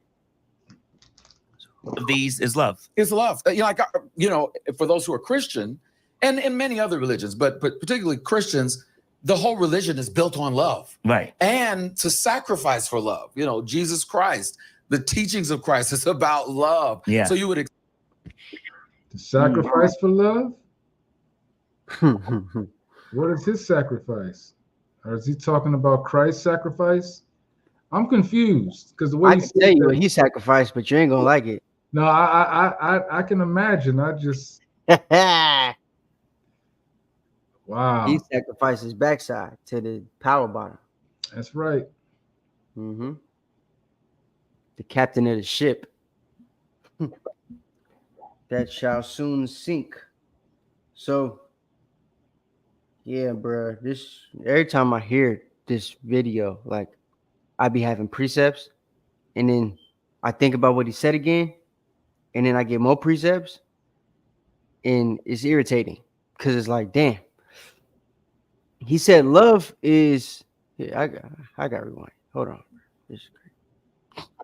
But particularly Christians, the whole religion is built on love. Right. The whole Christian religion is built on love, but not love based on what the Bible actually says. Because no Christian follows the law. No Christian keeps the commandments. If the commandments literally said, thou shalt not be gay, because the law basically says that, with the man shall not sleep with mankind as he do with womankind, right? That's right. very plain. It says in chapter 18, verse 22 of Leviticus, that man shouldn't sleep with mankind as they do with womankind. It's an abomination. Then I think it's 20 and 13. Yeah, God. It actually says they should be put to death if they commit this abomination. God. So it's there twice within a span of 2 chapters to let everybody know, yo, this is something that can't happen. But the black church, and I guess it also being something that's put in a book, and us being people that suffer from Proverbs curse, right? A curse of Proverbs, rather. If you want to hide anything from us, you put it in a book, including the book that was made by us for us. So there's things that are in the book that we don't understand because of our feelings, like Nak was saying earlier. And the feeling of Christianity, like the pastor just admitted, is love. It's the only feeling you have to have, actually. The only emotion you have to exhibit while being a Christian is love. Hey, Salakia, the one. Shalom. Shalom to Go everyone. on, Yeah, go go ahead. on. Shalom. I just have to add something to what you're saying, right? So you know when you're in the court of law, right? They got this thing called legalese, right? Yeah. The way they speak to you in the court ain't the same way they would speak to you regular, right? Yeah. What the Christian church do, they do their own Christian legalese. They misrepresent the Bible to fit their own narrative so that they make you think that you are wrong in your opinion or your view, right? And if you're not according to what they're saying, then they ostracize you, like what they were trying to do with Geno Jennings. Yeah. You know what I mean? No, So that's that's why he contorting his face and making all types of weird wording. You know what I'm saying? Because he walking on thin ice right now. Like he got to say it right. Yeah. You know what I'm saying? That's facts. 144,000%. He gotta say it right. And if he don't say it right, ain't nobody pulling up, and he don't get a second chance at this because it's live. That's right. They'll put all the fun in. He gonna be love, love, love. God is love, isn't it, Frank? Well, yeah. All right then. Shut the hell up and stop asking me these questions. Love me. That's basically what he's saying. Because you can't ask. So what am I supposed to do about my Christian followers? Tell them love me too, damn it. Right. Like, that's basically what he's saying. So, man, it's crazy, but it needs to be spoken about because the black church is getting further and further and further and further away from the truth while trying to debate Israelites. It don't make no sense because how you going to win against us if you don't even know what's going on in your church or how to stop it? Right. Haven't even realized the things going on in your congregations is illegal in the Bible, but you got the Bible in your hand. It ain't open, but it's in your hand at church on Sunday. That's why they try to relegate it to the New Testament. Brother, that's the Old Testament. We ain't in that no more. We in the New Covenant. Yeah. Right? So why you over there preaching The to your Sabbath brothers? change in the New Covenant? Like, you know what I mean? Where does it say, and when thy enter the new covenant, thy feast days and Sabbaths shall change? Nowhere to be found. I'm sure if it was going to happen, the Most High would have told us. He told us everything else. You understand? So, that's why. That's why I said in Galatians, "Oh, you foolish Galatians, who have told you guys a lie?" Yeah. I mean, all you foolish Zeslations who have told y'all a lie. I think we should go ahead and get it now. Let's get Romans 1 and 22. Because I think y'all got the point. The book of Romans. Whoever not getting that, you could get Baruch chapter. Is that what I want? Yeah, just get Baruch chapter 4, verse 1. This is the book of Romans, chapter 1, and verse 22. And it reads, professing themselves to be wise, they became fools and changed the glory of the uncorruptible God into an image made like to corruptible man, and to birds and four-footed beasts and creeping things. Wherefore God also gave them up to uncleanness through the lust of their own hearts, to dishonor their own bodies between themselves. That's what he did. You know what I'm saying? And it's gotten so prevalent that now we got pastors doing it. Now we got pastors doing it, right? And because I mean, before the big Christian joke was the choir director got a boyfriend or whatever, right? Right. The bug then jumped off the choir director and hopped onto the actual pulpit. Man. You know what I'm saying? That's wild. The microphone. The pastor is standing in front of the microphone, wishing he was talking in front of a microphone. It's wild, guys. It really is. You got TD going up there talking about, because I didn't see you. I put it in the chat like 8 times about being, all of that. And it's like, You wonder why, yo, we've been teaching for X amount of years. When I'm out there on the streets, I ain't never thought to say something like that. And I be making jokes. So why the hell TD Jake's brain go there on stage in the middle of a sermon? But what's crazy, It he just repeated it scratch over and your head a over. little bit. Yeah, he said a couple times too, right? You know what I'm saying? Like he was envisioning it at the same time. Yeah. Same Stretched time out he the was saying word. it. You can see him going to a stance. He didn't stop moving. He was walking. You know how he paced up and down the step with his little Right. walk? He stopped moving. Have you ever been? And like he started doing his head. Like, bruh. So it's like these are the things. It don't make sense why people other than Israelites and folks that I guess don't like the church, why are we the only ones talking about it? Why do people in the church can't see this stuff happening as it's happening? Right. Well, either the Most High is giving them a strong delusion that they believe a lie, so they do see it, but they're getting told something to stop them from believing what they're seeing. Right. Or they, he's made them blind that they can't see and they can't hear to this very day. Those are the two options. And there's different ways you got to move based on which one it is when the person in front of you. So, Romans chapter 1 is explaining to us that there's people that literally gave themselves over to their vile affections, contrary to the belief of the Most High. And I mean, that's what's happened with these pastors. That's what's going on in the Christian church right now. Right. That's what's going on in a lot of Israelite camps. That's what's going on in the world, period. Black, Hispanic, Native Americans. And that's something that we need to fix ASAP. Go ahead. God. Verse 25. Who changed the truth of God into a lie and worshiped and served the creature more than the creator who was worshiping and serving themselves more than the Most High, but still go to church every Sunday. Go ahead. God, and serve the creature more than the creator who was blessed forever. Amen. For this cause God gave them up unto vile affections. For even their women did change the natural use into that which is against nature. And likewise.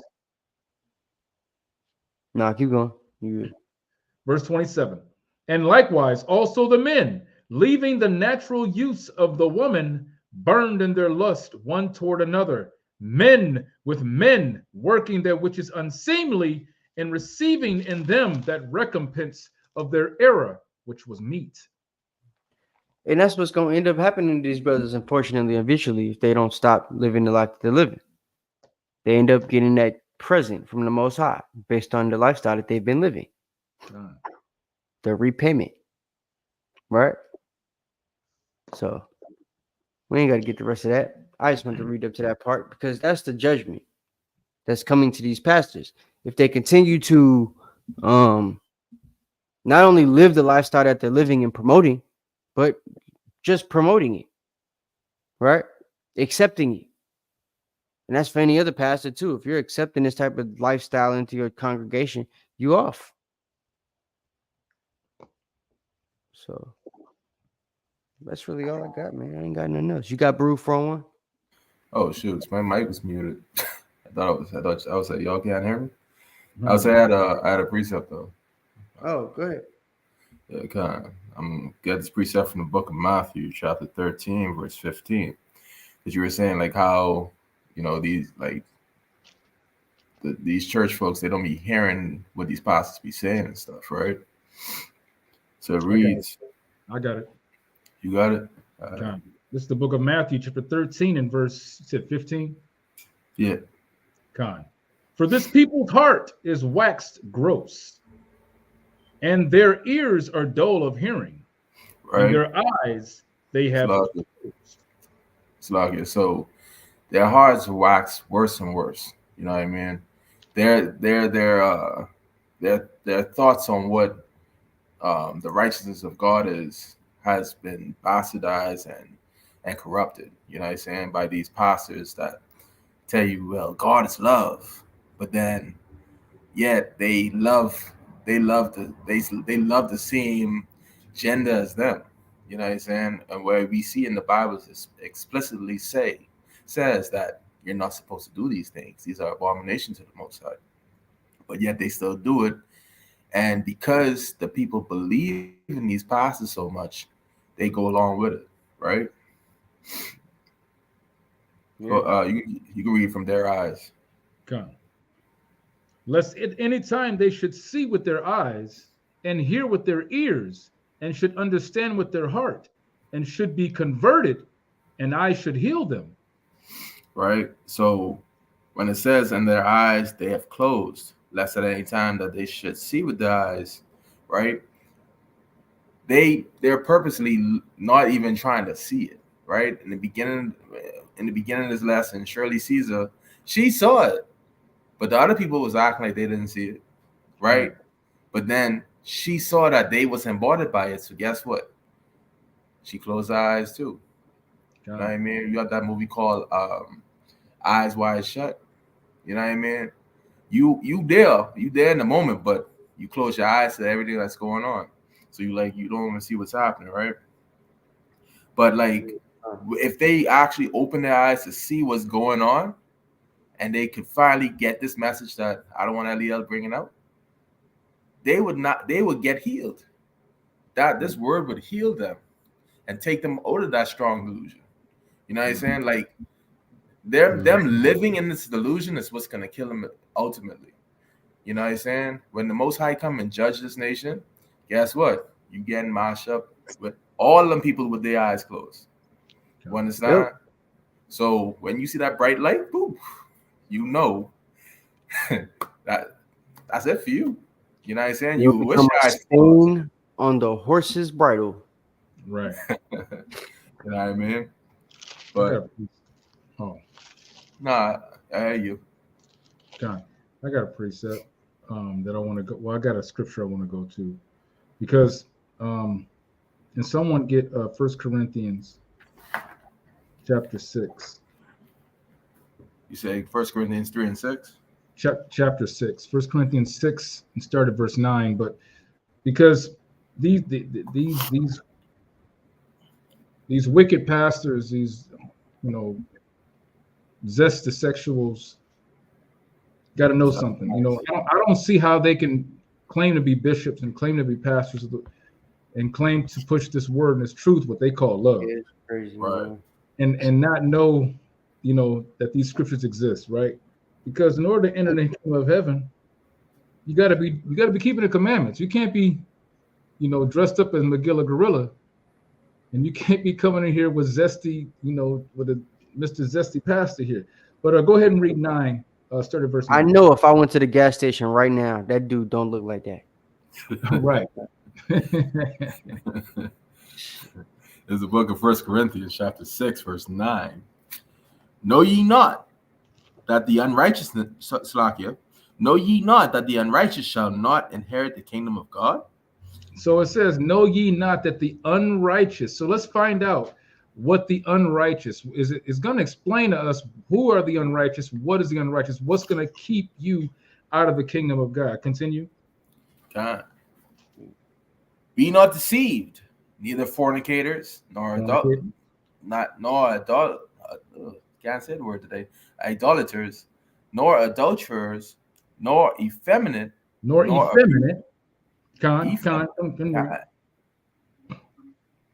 nor abusers of themselves with mankind. So it says, be not deceived, neither fornicators, nor idolaters, nor adulterers, nor effeminate, nor abusers of themselves with mankind. What is that talking about? Abusers of themselves with mankind. That's going back to Leviticus.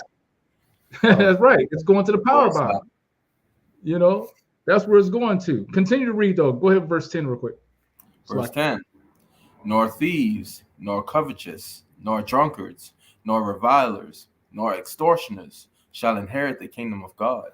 So we see it's not just those who are into this lifestyle of homosexuality. It's all those who are in unrighteousness. We find out in the law what things are unrighteous to the Most High God and what things are righteous.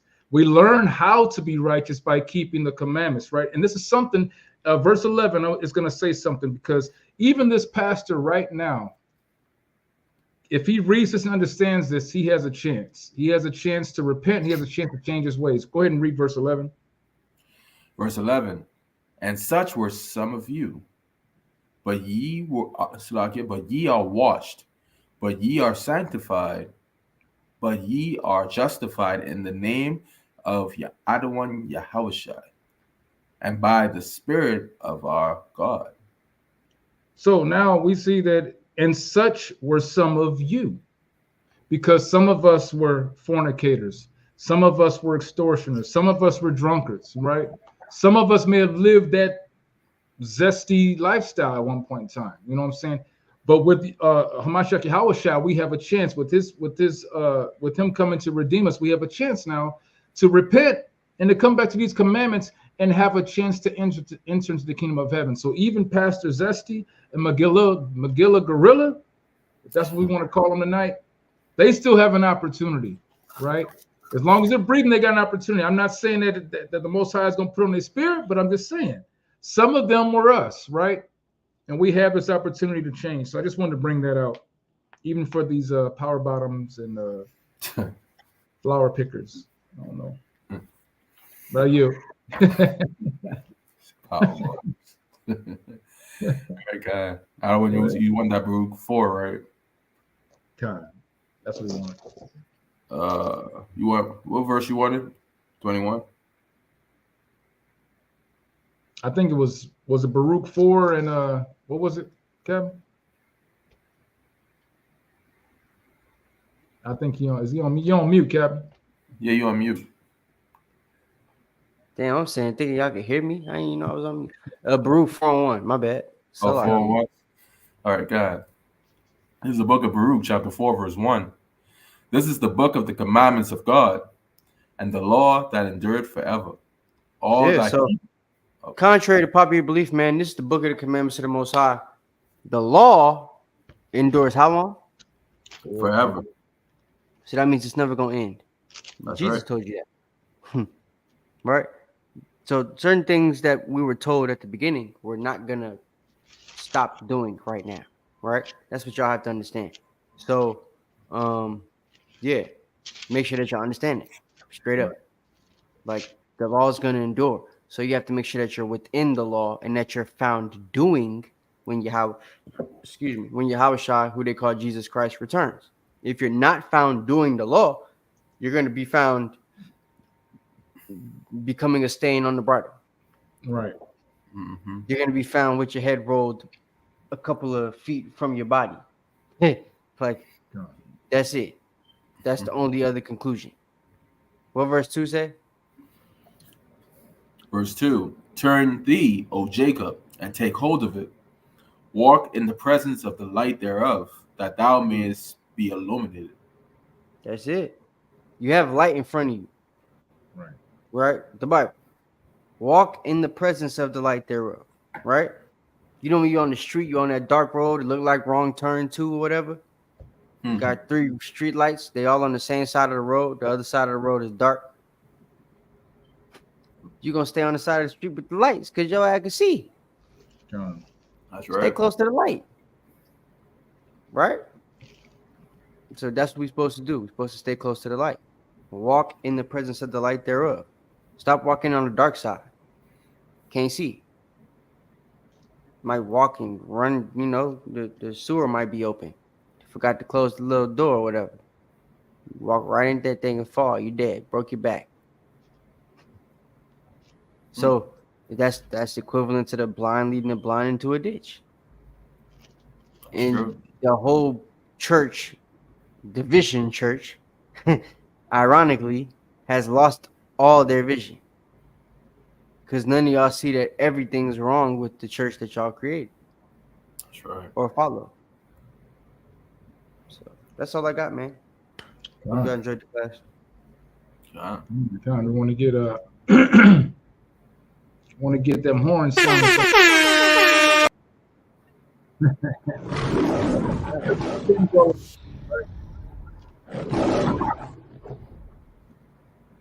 I do not get that. All praises, all praises. Want to give all praise to Yahweh, Bahashim, Mashiach, Yahushua. That was pretty that was some good information, Cap. You know what I'm saying? I think that if we realize how Christianity, the agenda behind Christianity is set up to keep our people from coming back and getting this kingdom back. That's the main point of why it's being pushed so hard. So I hope everyone gleaned something from that. I hope everyone wrote down precepts. Hope everyone took some notes down. You know, maybe go back and study with your family. This is also always a good lesson to go over dealing with this type of behavior, especially being involved in the so-called churches today.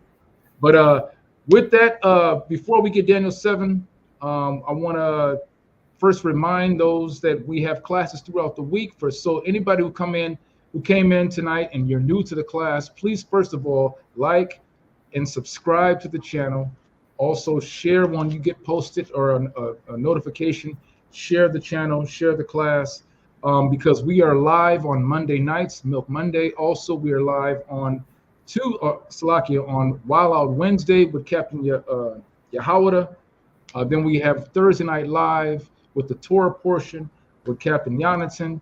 And then, of course, we have our Friday night. Let me pull that up real quick so we can see the number here for those who get the number. Friday night, we have our Friday night prayer line and Bible study. At the bottom of the ticker, you can see the phone number with the access code. That's Friday night, 9 p.m. And then, of course, Saturday, we have our Sabbath morning brew with Captain Aharon coming at you every Sabbath at 11 a.m. So we would appreciate if everyone can continue to be diligent and attend our classes and let your loved ones know about it, okay? First off, also, let me go ahead and read off the list of... Hold on, before you do that, I just want to say to everybody, what you see on the screen is what it looks like when you're confused and you've lost the vision. Go ahead, All right. But I want to go ahead and give a shout out to those who came in after class started. First, I'm going to give a big shout out and shalom to Lion Tiger, shalom to Soldier, the mighty Soldier Antonio, shalom to the mighty Captain Yahweh, shalom to I Am Too Busy, shalom to Akabulan Man, shalom to DeWitt Patton, shalom to the mighty Captain Yakam Yah, shalom to Soldier Shaziah. Give a shalom. Thanks for being here as always. Also, one more announcement before we go. Let me go ahead and pull this up and we can get you guys out of here. But we have an event, a very special event, and we want anyone that is able to attend to attend. This is what we're talking about right here. AHOS. A sharp for sock. Hey man, if you not here, you going off.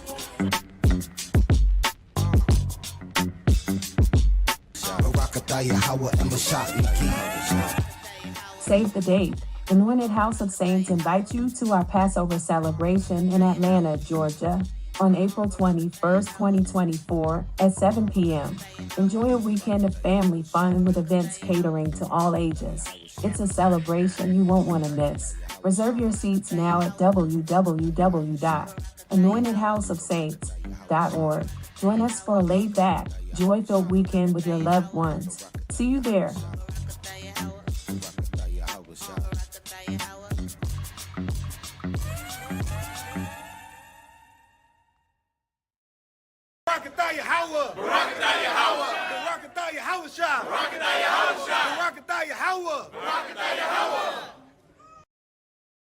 All praises, all praises, all praises. That's our 22nd annual 2024 Feast of Passover coming up very quickly. So please go to the website, www.anointedhouseofsaints.org, and reserve your seats by purchasing the tickets on the website. All right, Con.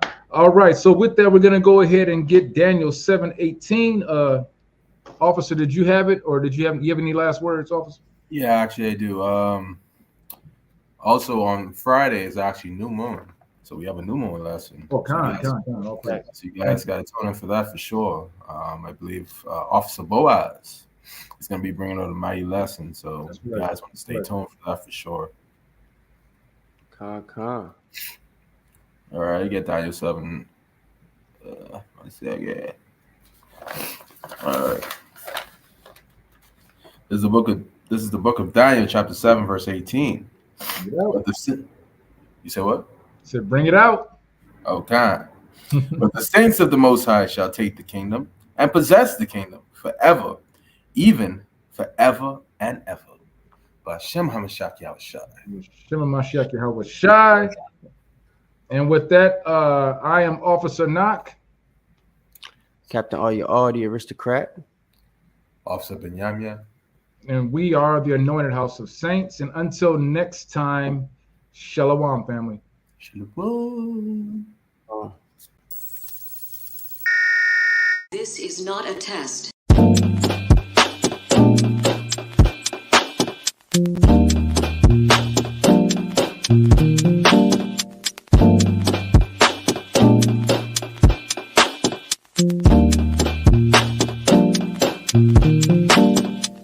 Black skin, black sauce, black Jesus, black music, black skin, black sauce, black Jesus, black music, black skin, black sauce, black Jesus, black music, black skin, black sauce, black Jesus, black music, black music, black music, black music, black music, black music, black